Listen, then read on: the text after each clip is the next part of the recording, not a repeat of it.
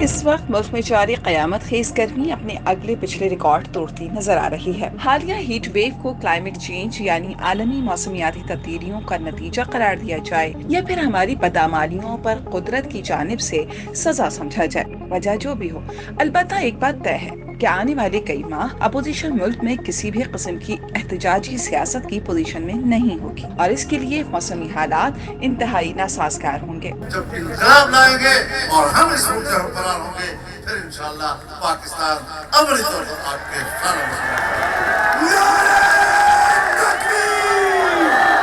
اس وقت ملک کے بیشتر حصوں میں سورج آگ برسا رہا ہے اور دوپہر کے وقت تو وہ سوا نیزے پر محسوس ہوتا ہے۔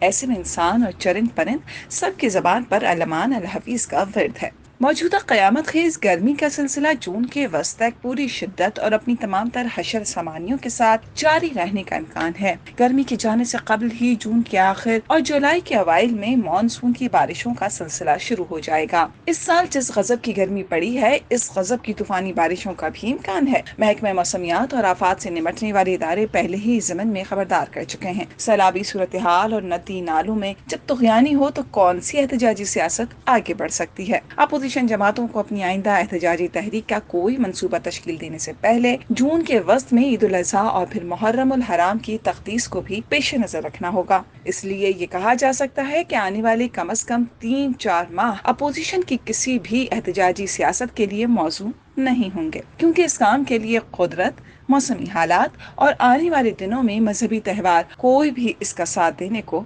تیار نہیں ہے۔